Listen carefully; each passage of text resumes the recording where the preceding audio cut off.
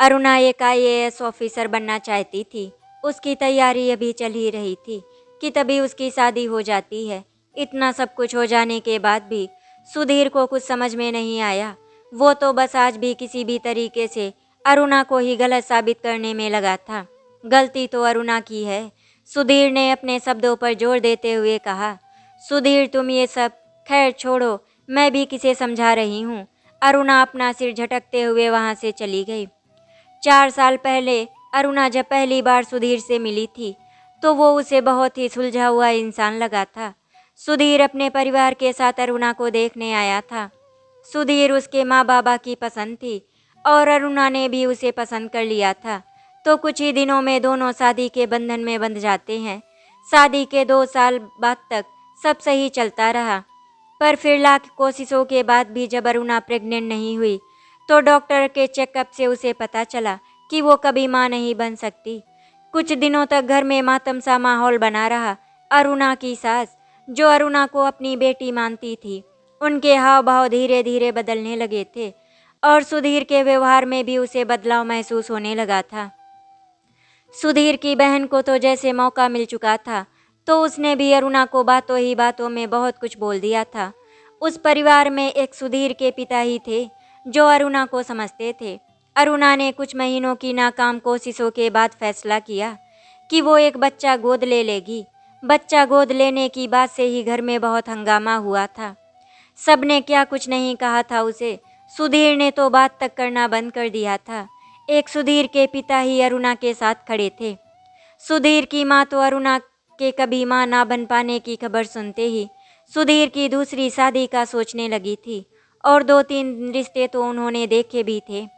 सुधीर की दूसरी शादी के बाद भी अरुणा को वहाँ रखने के लिए वे लोग सहमत थे, मगर बच्चा गोद लेने की बात से उन लोगों ने अरुणा को घर में रखने से इनकार कर दिया।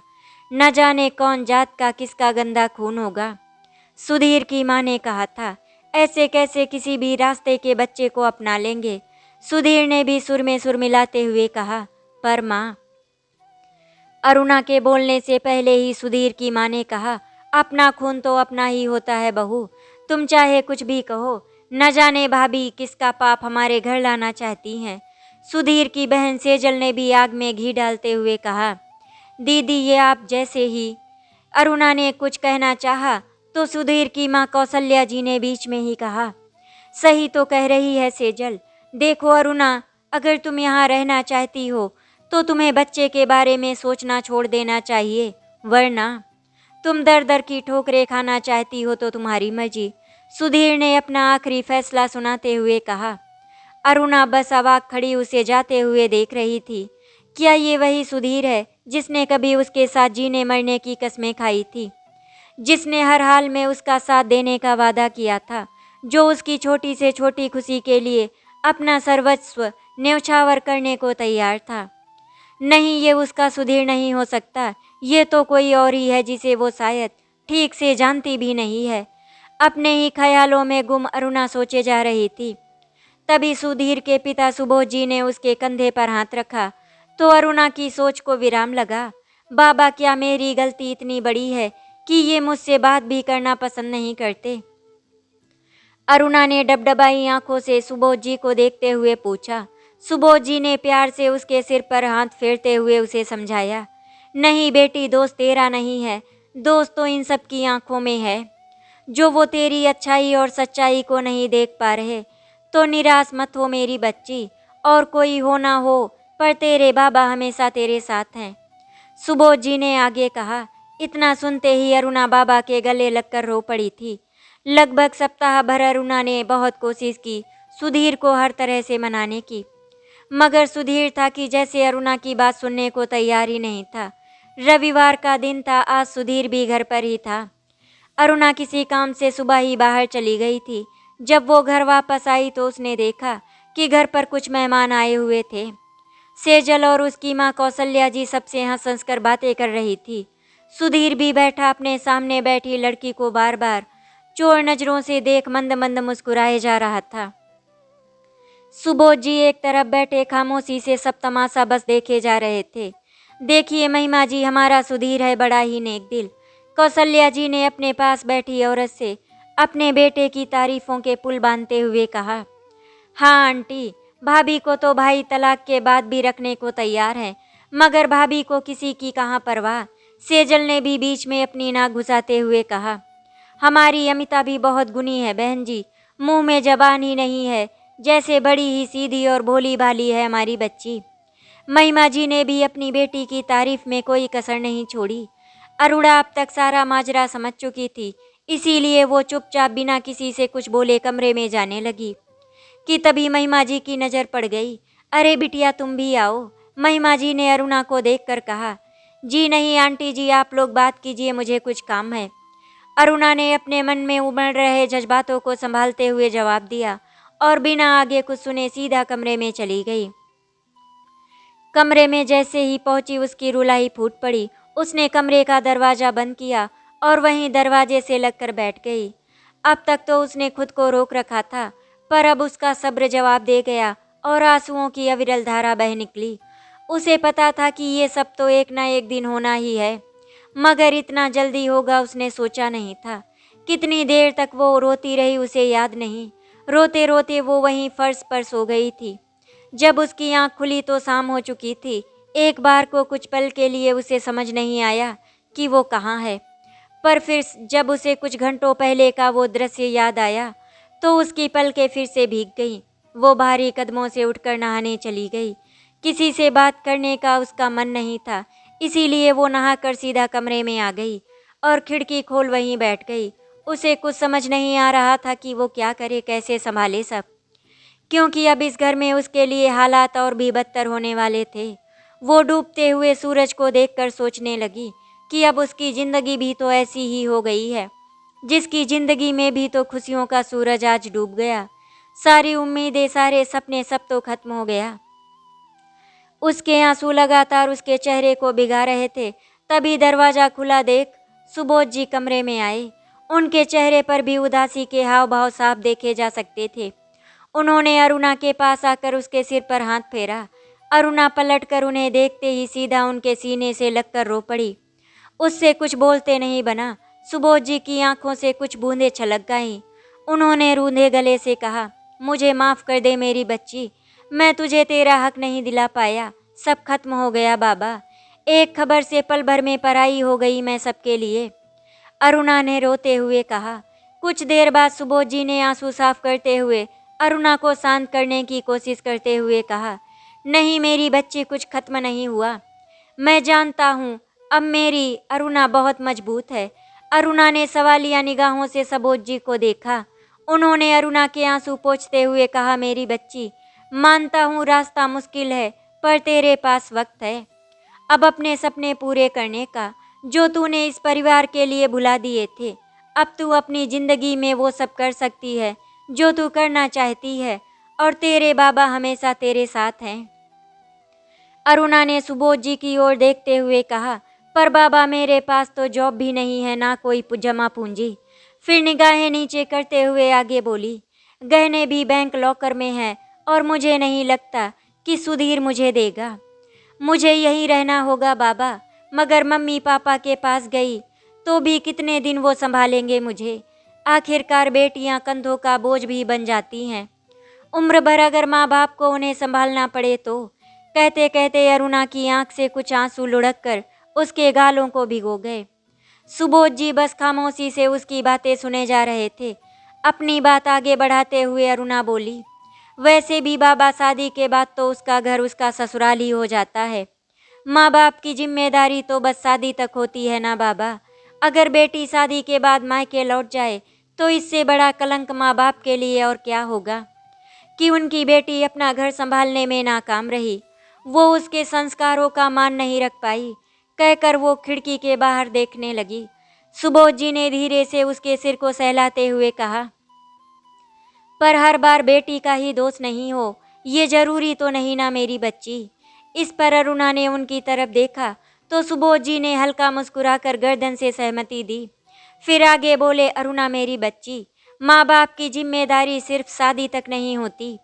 अगर शादी के बाद उसे कोई तकलीफ होती है तो लड़की को उस वक्त भी अपने माँ बाप के साथ की ज़रूरत होती है। और ये बात उस बच्ची को नहीं बल्कि उसके माँ बाप को समझनी चाहिए कि ऐसे रिश्ते को बचाकर भी क्या फ़ायदा जिसमें उनकी बेटी को खुशी के बजाय हर वक्त तकलीफ ही मिले। उसे अपने आप के साथ भी समझौता करना पड़े, अपने आत्मसम्मान, स्वाभिमान, अपने अस्तित्व को भुलाकर जिस रिश्ते को जोड़े रखना पड़े। अपने माँ बाप के साथ से बेटियाँ बहुत आगे तक जा सकती हैं मेरी बच्ची, उन्हें बस उसका साथ और विश्वास चाहिए। जिस दिन माँ बाप को ये बात समझ आ जाएगी, उस दिन बेटियाँ अपने माँ बाप पर बोझ नहीं रहेंगी। कोई और हो ना हो पर ये तेरे बाबा हमेशा तेरे साथ हैं। सुबोध जी ने गहरी सांस लेते हुए अपनी बात खत्म की। पर बाबा, मैं आपके ऊपर बोझ नहीं बनना चाहती, अरुणा ने सिर झुकाकर कहा। तो सुबोध जी ने उसके गाल पर हल्के हाथ से थपथपाते हुए कहा, तुम बहू नहीं बेटी हो मेरी, और बेटी मुझ पर कभी बोझ नहीं हो सकती। मैं जानता हूँ मेरी बेटी अपने दम पर बहुत कुछ कर सकती है, बस उसे मेरे साथ की ज़रूरत है। जैसे ही सुबोध जी ने अपनी बात खत्म की, अरुणा उनसे किसी छोटे बच्चे जैसे लिपट गई और उसकी आंखों से फिर एक बार आंसू छलक गए। थैंक यू बाबा, मुझे समझने के लिए, मेरा साथ देने के लिए। अरुणा ने रूंधे गले से कहा, आगे भी तेरा जो भी फैसला होगा, मैं तेरे साथ हूँ मेरी बच्ची। सुबोध जी ने उसे ढांढस बंधाने की कोशिश करते हुए कहा। सुबोध जी अब तक अरुणा के कमरे में मौजूद थे।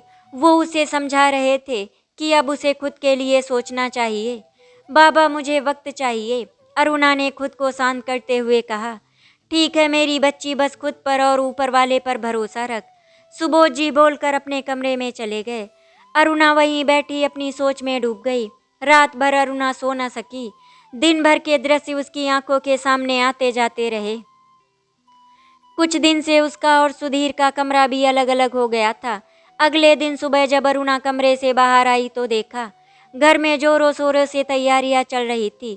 अरुणा किसी की तरफ ध्यान दिए बिना ही रसोई की तरफ बढ़ गई अपने लिए चाय बनाने। तभी सुधीर रसोई में आया तो अरुणा चाय लेकर जाने लगी। वो बस किसी भी तरह उसके सामने नहीं पड़ना चाहती थी, मगर सुधीर ने उसके हाथ में पकड़े चाय के कप को देखते हुए कहा, बस अकेले अपने लिए ही बनाई है। अरुणा ने नज़र झुकाए हुए जवाब दिया। मैंने सोचा सब पी चुके होंगे कि तभी सुधीर फिर से बोल पड़ा, मानता हूँ हमारे बीच अब। बीच में ही अरुणा बोल पड़ी, मेरी चाय ठंडी हो रही है आप। सुधीर ने बात पूरी होने से पहले ही उसके हाथ से चाय का कप लिया और वापस पतीले में डालते हुए बोला, मैं अभी गर्म कर देता हूँ। अरुणा को कुछ हैरानी हुई। एक पल को उसके मन में ख्याल भी आया कि शायद अभी भी कहीं न कहीं उम्मीद है, मगर अगले ही पल उसकी उम्मीद पर पानी फेरते हुए सुधीर बोला, प्लीज़ क्या तुम आज अमिता और उसके परिवार के लिए अपने वो पालक पनीर वाले स्पेशल पकौड़े बना दोगी? वो आज सगाई में होने वाली रस्मों को लेकर डिस्कशन करते वक्त बातों बातों में कल रात मैंने ही उसे बोल दिया था। तो प्लीज़ क्या तुम? सुधीर ने बात अधूरी छोड़ते हुए मेरी तरफ सवालिया निगाहों से देखा। अरुणा ने अपने जज्बातों को छिपाने की कोशिश करते हुए जवाब दिया। हाँ सुनते ही सुधीर ने खुशी से उसके हाथों को पकड़कर उसे थैंक यू बोला और चला गया। चाय अब तक उबल उबल कर पतीले के पेंदे से कभी ना जुदा होने वाली आशिक की तरह जा चिपकी थी। अरुणा ने पतीले में पानी डाल के छोड़ दिया और दूसरे पतीले में चाय बना सीधे कमरे में चली आई। कमरे में आकर उसके आंसू छलक गए और बिस्तर पर बैठते हुए वो अपनी ही सोच पर मुस्कुरा दी। इतने दिन में सुधीर को वो इतना तो अच्छे से जान चुकी थी कि वो बिना अपने मतलब कुछ कर ही नहीं सकता। फिर उसने उससे उम्मीद ही कैसे की? सुधीर जिस तरीके से बात कर रहा था लगा ही नहीं कि उनके बीच भी कभी कोई रिश्ता था। इतना सब होने के बाद अब इससे आगे कुछ भी देख पाना अरुणा की बर्दाश्त के बाहर था। उसने अपना मन पक्का किया और अपना सामान सूटकेस में जमाने लगी। कपड़े जमाते वक्त उसकी शादी का जोड़ा देख उसके हाथ कुछ पल वहीं ठहर गए। फिर उसने जोड़ा उठाया और कुछ तस्वीरों के साथ कमरे के एक कोने में रखकर जला दिया। तभी कमरे में से जल आ गई।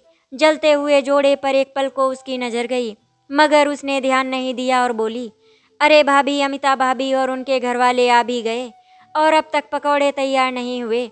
अब जल्दी चलकर बना दो, भाई नाराज हो रहे हैं। और जाने लगी। पीछे पलटकर उसने मुस्कुराकर जोड़े की तरफ इशारा करके कहा। वैसे भी अब वो किसी काम का नहीं था और चली गई। अरुणा ने कोई जवाब नहीं दिया, बस अपना काम करती रही। सगाई में ज़्यादा लोगों को नहीं बुलाया गया था, बस बेहद खास खास 8-10 लोग ही थे। अरुणा कमरे से बाहर आई तो दरवाजे पर ही सुबोध जी थे। अरुणा ने नजरें झुकाए हुए कहा, बाबा मैंने सोच लिया है, मैं एक नई शुरुआत करना चाहती हूँ। सुबोध जी मुस्कुराकर उसके सिर पर हाथ फेरते हुए बोले, शाबाश मेरी बच्ची, मैं हर कदम पर तेरे साथ हूँ। अरुणा और सुबोध जी ने अपना सामान लिया और बिना किसी से कुछ बोले घर से बाहर आ गए। सगाई के लिए की गई साज सजावट के लिए लगे पर्दों के कारण किसी की भी नज़र उन पर नहीं गई। अरुणा ने बाहर आकर एक बार पलटकर पूरे घर को देखा। चलिए बाबा, और चल पड़ी। गली से गुजरते वक्त उन्हें देख कुछ मोहल्ले की औरतें खुसफुसाने लगी। कमला ताई बोली, सरोज देख तो अरुणा ही है ना, वो कौशल्या की बहू। सरोज चाची, हाँ वही है। कौशल्या की तो किस्मत ही खराब थी जो ऐसी बहू मिली अंजू चाची। एक तो बच्चा नहीं दे पाई, ऊपर से नखरे तो देखो। अरे छोड़, बहुत अच्छे से जानती हूँ ऐसी लड़कियों को मैं। 2 दिन में सब भूत उतर जाएगा तो यहीं आएगी वापस धक्के खाते हुए। कमला ताई ने आंखें मटकाते हुए कहा। अरे मैंने तो सुना है कौशल्या तो रखने को भी तैयार थी, पर ये नहीं मानी। अंजू चाची ने कहा, हाँ री, बच्चा गोद लेने पर तुली है। अब भला किसे पता किसका खून। ना जात पता, ना धर्म, ना माँ बाप का कुछ पता। ऐसे कैसे रख ले किसी को भी अपने घर। अब की बार संतोष चाची बोली, जो कब से सबकी सुन रही थी। और क्या, मैं तो कहती हूँ सही हुआ जो जा रही है, अक्ल ठिकाने आ जाएगी इसकी भी। सरोज चाची ने हाथ नचाते हुए कहा।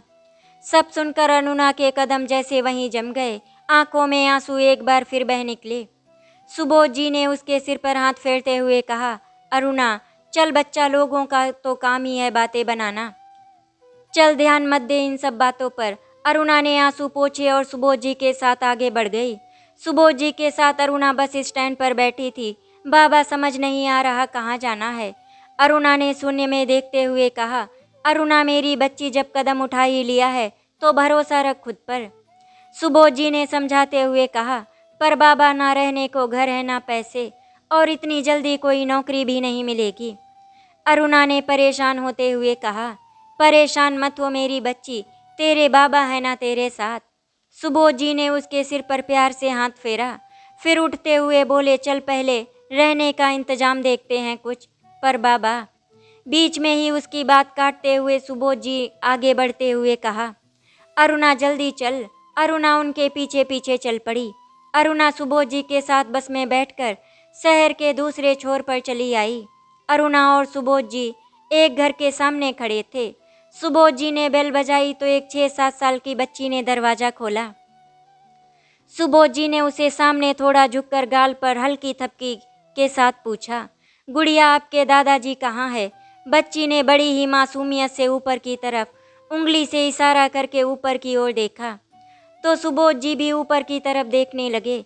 फिर बच्ची ने धीरे से कहा, ऊपर गए। अरुणा बस चुपचाप खड़ी थी। पर कब? हैरानी से सुबोध जी ने पूछा, 2 घंटे पहले। बच्ची ने मासूमियत से जवाब दिया। तभी अंदर से एक औरत की आवाज़ आई, कौन है मन्नू? मम्मा, ये अंकल दादू के बारे में पूछ रहे हैं। बच्ची ने वही खड़े खड़े जवाब दिया। इस पर एक 33-34 साल की औरत रसोई में हाथ में कड़छी लिए हुए बाहर आई। सिंपल सी साड़ी, बालों की ढीली सी चोटी, हल्का सा मेकअप और हाथों में कड़े।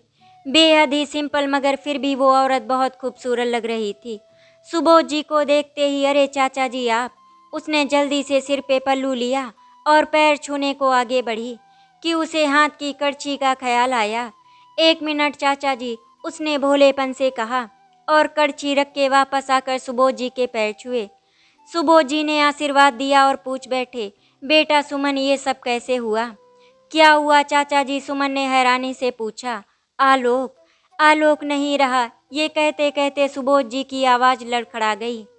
चाचा जी आप अंदर आइए पहले। सुमन ने उन्हें अंदर आने का रास्ता देते हुए कहा। सुबोध जी के पीछे पीछे अरुणा भी अंदर आ गई। अरुणा ने हाथ जोड़कर नमस्ते किया। सुमन ने अरुणा की तरफ इशारा करते हुए कहा, ये अरुणा है ना चाचा जी? हाँ बेटा, पर आलोक। सुबोध जी बोलने लगे, तभी बीच में सुमन बोल पड़ी। इस बदमाश ने कहा होगा आपको दादू ऊपर गए। सुमन ने मन्नू को हल्की चपत लगाते हुए कहा, हाँ, पर सुबोध जी अभी भी हैरान थे। पहले आप आराम से बैठिए, और बाबूजी ऊपर छत पर गए हैं। हर किसी को डरा देती है ये लड़की। सुमन ने मुस्कुराते हुए कहा। सुबोध जी और अरुणा बैठ गए। मन्नू बेटा, दादाजी और चाची जी को नमस्ते करो, सुमन ने मन्नू को देखते हुए कहा। मन्नू ने दोनों को नमस्ते कहा और अरुणा और सुबोध जी के बीच जाकर बैठ गई। ये देख दोनों के चेहरे पर हल्की मुस्कान आ गई। सच में डरा दिया बिटिया ने तो, सुबोध जी ने कहा। सुमन ने दोनों को पानी दिया। इतने में आलोक जी आ गए। उनकी गोद में लगभग 2 साल का सुमन का बेटा आयुष था। आलोक जी ने सुबोध जी को देखते ही, ओहो, आज तो हमारे दोस्त को इस नादान की याद कैसे आ गई। यार तू तो सब जानता है, सुबोध जी ने मायूसी के साथ भारी आवाज में जवाब दिया। अरुणा ने आगे बढ़कर उनके पैर छुए तो आलोक जी ने प्यार से सिर पर हाथ फेरते हुए कहा, अरुणा बेटी, बहुत बहादुर हो तुम सच में, किसी बात की फिक्र मत करना। अरुणा ने बस हाँ में गर्दन हिलाई। बच्चों को देख एक पल को उसकी आंखों में नमी तैर गई, पर अगले ही पल उसने खुद को बखूबी संभाल लिया। कुछ देर बाद सब बैठकर बातें करने लगे। सुमन चाय पकौड़े ले आई थी। आलोक जी बोले, अरुणा बेटा, एक बार देख लेना, अगर कोई कमी हो तो। सफाई तो मैंने करवा दी है। अरे तूने रहने को छत दी, इतना ही बहुत है हमारे लिए। सुबोध जी ने नजरें झुकाते हुए कहा, ऐसी बात करते हो यार, तुम दोस्त नहीं भाई हो मेरे। आलोक जी ने सुबोध जी के हाथों को थामते हुए कहा। पर चाचा जी, एक बात बोलनी थी आपसे, अरुणा ने धीरे से कहा। बेझिझक बोलो बेटा, आलोक जी ने मुस्कुराते हुए कहा। आपको किराया लेना होगा, अरुणा ने धीरे से कहा। नहीं, हम ये नहीं कर सकते, सुमन ने कुछ कहना चाहा। बीच में ही आलोक जी बोल पड़े, तुम्हें बिटिया यूं ही नहीं कहा मैंने, प्लीज चाचा जी, वरना हमें मजबूरन दूसरा घर देखना होगा। अरुणा ने भी अपने मन की बात कही। अच्छा ठीक है, जैसी तुम्हारी मर्जी। आलोक जी ने हार मानते हुए गहरी सांस छोड़ी। शाम को आलोक जी का बेटा नितिन भी आ गया था। आज खाना सबका एक ही जगह बना था। सब अरुणा के हाथ के खाने की तारीफ कर रहे थे, पर अरुणा सबसे बेखबर अपनी ही सोच में कहीं गुम थी। उसके चेहरे पर कुछ मायूसी भी थी। वो मन ही मन में सोच रही थी कि अब कैसे और क्या करना है। सब खाना खाकर अपने अपने कमरे में सोने चले गए। अरुणा और सुबोध जी भी कमरे में आ चुके थे। अरुणा ने अपना बिस्तर जमीन में लगा लिया था और सुबोध जी बेड पर लेट गए। दोनों में से किसी को भी नींद नहीं आ रही थी। सुबोध जी ने अरुणा से कहा, बेटा, तुमने तो बीए भी कर रखा है, अब तुम आगे की पढ़ाई करो, क्योंकि जब शादी तय हो रही थी तो तुम्हारे पापा ने मुझे बताया था कि तुम पढ़ाई में बहुत अच्छी हो और तुम एक आईएएस ऑफिसर बनना चाहती हो। लेकिन बाबा पढ़ाई को छोड़े तो कई साल बीत गए। कोई बात नहीं अरुणा बेटा, तुम फिर से शुरू करो, मुझे यकीन है तुम कर लोगी। लेकिन बाबा, उसके लिए पैसे कहाँ से आएंगे? बेटा, पैसे की चिंता तुम बिल्कुल भी मत करो, मैं कहीं ना कहीं से कमा लूँगा। लेकिन अब तुम्हें आईएएस ऑफिसर बनना ही होगा हर हाल में। ठीक है बाबा, जैसा आप कहें। और फिर दोनों सो जाते हैं। अरुणा और सुमन दोनों मिलकर घर का काम कर लिया करती थी। दोनों में बहुत ही अच्छी दोस्ती हो गई थी। सुबोध जी ने बाहर जाकर एक दुकान पर अपने लिए काम ढूंढ लिया था। सुबोध जी के अकाउंट में थोड़े से पहले से ही रुपए थे, इसीलिए उन्होंने अरुणा को आईएएस ऑनलाइन कोचिंग में एडमिशन दिलवा दिया था। इधर अरुणा ने अपनी तैयारी शुरू कर दी थी और वो बहुत मन लगाकर पढ़ाई कर रही थी। अरुणा ने अपनी पढ़ाई करने का प्रॉपर शेड्यूल बना रखा था। अरुणा 24 घंटे में से 16 घंटे अपनी पढ़ाई करती, 5 घंटे सोती और 3 घंटे में अपनी दिनचर्या के काम करती। उधर सुबोध जी भी दुकान पर अपनी नौकरी से खुश थे, क्योंकि उन्हें वहाँ एक अच्छा दोस्त मिल गया था और बहुत ज़्यादा उन्हें मेहनत भी नहीं करनी पड़ती थी। इसी तरह धीरे धीरे करके दिन गुजर रहे थे। 1 साल के बाद आईएएस का फॉर्म आ गया था। अरुणा ने उस फॉर्म को भर दिया। अरुणा जब अपने ससुर सुबोध जी को काम पर जाते हुए देखती तो उसे बहुत दुख होता कि इस उम्र में भी उसके ससुर जी को काम करना पड़ रहा है। ये देखकर उसे बिल्कुल भी अच्छा नहीं लगता, इसीलिए वो और भी ज़्यादा मेहनत कर रही थी। आज अरुणा का आईएएस प्री का एग्ज़ाम था, वो देने के लिए गई। उसका एग्ज़ाम अच्छा ही गया था। इस एग्ज़ाम को देने के बाद अरुणा की समझ में आ गया था कि मेंस के लिए उसे और भी ज़्यादा मेहनत करनी पड़ेगी। अभी प्री का रिजल्ट भी नहीं आया था, लेकिन अरुणा ने मेंस की तैयारी शुरू कर दी थी, क्योंकि उसे पूरा विश्वास था कि प्री में उसका सिलेक्शन हो जाएगा। और उसकी मेहनत रंग लाई। आईएएस प्री में उसका सिलेक्शन हो गया। अरुणा ने सुबोध जी को फ़ोन किया और उन्हें बताया, बाबा प्री में मेरा सिलेक्शन हो गया है। ये खबर सुनकर सुबोध जी बहुत ही ज़्यादा खुश हो गए थे। उन्होंने दुकान पर सबको बता दिया कि मेरी बहू का आईएएस प्री में सिलेक्शन हो गया और अब वो मेंस का एग्ज़ाम देगी। कुछ दिनों के बाद मेंस का फॉर्म आया और उसने फिल कर दिया। अब उसने और भी ज़्यादा मेहनत शुरू कर दी थी, क्योंकि उसने अपने मन में ठान लिया था कि वो आईएएस ऑफिसर बनकर ही रहेगी और अपने ससुर जी की मेहनत को बेकार नहीं जाने देगी। जिस समय पर अपने साथ छोड़ देते हैं, उस समय पर सुमन ने अरुणा का पूरा पूरा साथ दिया। वो अब उसे अपने घर का कोई भी काम नहीं करवाती। उसके खाने पीने का भी वो खुद ही ध्यान रखती थी, बिल्कुल अपनी छोटी बहन की तरह। और इस तरह से अरुणा सिर्फ और सिर्फ अपनी पढ़ाई कर रही थी। और फिर वो दिन आ गया जिसका अरुणा को बेसब्री से इंतजार था। आज जब अरुणा आईएएस मेंस का एग्ज़ाम देने जा रही थी, तो उसके ससुर जी की आंखों में आंसू थे। उनकी आंखों में आंसू देखकर अरुणा की भी आंखों में आंसू आ जाते हैं। अरुणा ने अपने ससुर जी के और सुमन के पैर छुए।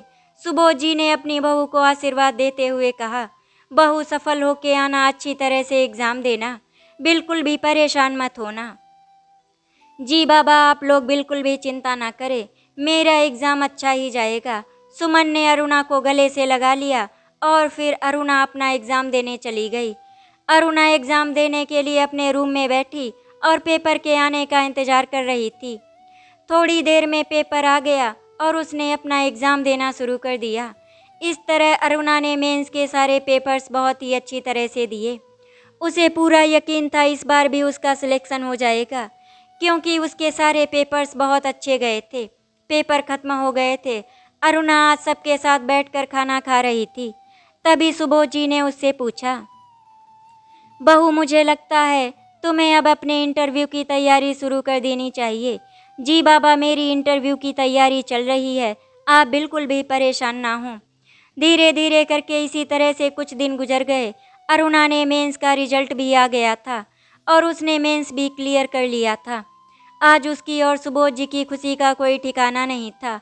आज उसने वो कर दिखाया था जिसकी उम्मीद उसने शादी के बाद छोड़ दी थी, और ये सब हुआ था सिर्फ और सिर्फ उसके ससुर जी की वजह से। अरुणा ने अपने इंटरव्यू के भी तैयारी बहुत अच्छे से की थी। उसका इंटरव्यू भी बहुत अच्छा गया और वो फाइनल में सेलेक्ट हो गई। सुबोध जी को दुकान पर जैसे ही पता चला कि उनकी बहू अरुणा आईएएस ऑफिसर बन गई है, उसका सिलेक्शन हो गया है और उसने 11वीं रैंक पाई है, वो दुकान से अपने दोस्तों के साथ घर आए और सभी ने अरुणा को मुबारकबाद दी। और अरुणा ने अपने ससुर जी के तुरंत ही पैर छू लिए और उनके गले लग गई। आज अरुणा और सुबोध जी दोनों की आंखों में आंसू थे और उनकी आंखों में आंसू देखकर घर में सभी लोगों की आंखें नम हो गईं। अरुणा की ससुराल वालों को जब पता चला कि अरुणा आईएएस ऑफिसर बन गई है, तो उनकी आंखें फटी की फटी रह गईं। अरुणा के आईएएस ऑफिसर बनते ही सुबोध जी ने एक फैसला लिया। उन्होंने अरुणा से कहा, अरुणा बेटा, आज तुम अपने पैरों पर खड़ी हो गई हो और अब मैं चाहता हूँ कि तुम मेरे बेटे को तलाक दे दो और अपनी एक नई जिंदगी शुरू करो। आज अरुणा मन ही मन में सोच रही थी कि अगर बाबा ने मेरा साथ नहीं दिया होता, तो शायद मैं एक नौकर की जिंदगी जी रही होती। उस घर में मेरा खुद का कोई अस्तित्व ही नहीं होता। अरुणा ने कहा, जी बाबा, जैसा आप कह रहे हैं मैं बिल्कुल वैसा ही करूँगी। अरुणा ने तलाक के कागज़ तैयार करवा दिए और सुधीर को भेज दिए। सुधीर के पास उन कागजात पर हस्ताक्षर करने के अलावा कोई दूसरा रास्ता नहीं था, इसीलिए उसने उस कागजात पर हस्ताक्षर कर दिए। अब अरुणा अपने बाबा के साथ नई जिंदगी जीने के लिए आगे बढ़ गई। अब अरुणा सुबोध जी की बहू नहीं बल्कि बेटी बन गई थी, क्योंकि आज वो बहू के बंधन से आज़ाद हो गई थी। अभी सुबोध जी के ऊपर अपनी बेटी की शादी करने की जिम्मेदारी थी। उन्होंने अरुणा के लिए लड़का देखना शुरू कर दिया और कुछ ही दिनों में उन्हें एक लड़का अच्छा मिल गया। और उससे अरुणा की शादी कर दी। अरुणा को विदा करते हुए सुबोध जी ने उससे कहा, बेटा, मेरा फर्ज तुम्हारे प्रति यहाँ से खत्म होता है। अब मैं घर वापस जाना चाहता हूँ। बाबा, आप मेरे साथ क्यों नहीं रह सकते? क्योंकि बेटा, उस घर के प्रति भी मेरे कुछ फर्ज हैं। लेकिन हाँ, जब भी तुम्हें लगे कि तुम्हें अपने पिता की ज़रूरत है, तुम मुझे बस फ़ोन कर देना, मैं तुम्हारे पास आ जाऊँगा। उनकी बातें सुनकर अरुणा की आंखों से आंसू बहने लगे और वो फूट फूट कर रोने लगी। बाबा, आज मैं आपसे कुछ मांगना चाहती हूँ। कहो बेटा, क्या कहना चाहती हो तुम? आपने एक पिता होने का पूरा फर्ज निभाया है, इसीलिए आपको जब कभी भी मेरी ज़रूरत पड़ेगी, आप मुझे हमेशा याद करेंगे। बेटा, तू बिल्कुल भी चिंता मत कर। जब भी तेरे इस पिता को तेरी ज़रूरत पड़ेगी, तो वो तुम्हारे पास होगा। इस तरह अरुणा अपनी ससुराल चली जाती है और सुबोध जी अपने घर वापस आ जाते हैं। आशा करती हूँ आपको हमारी कहानी अच्छी लगी होगी। अगर आपको हमारी कहानी अच्छी लगी तो वीडियो को लाइक एंड शेयर करें, चैनल को सब्सक्राइब करें। वीडियो देखने के लिए आपका धन्यवाद।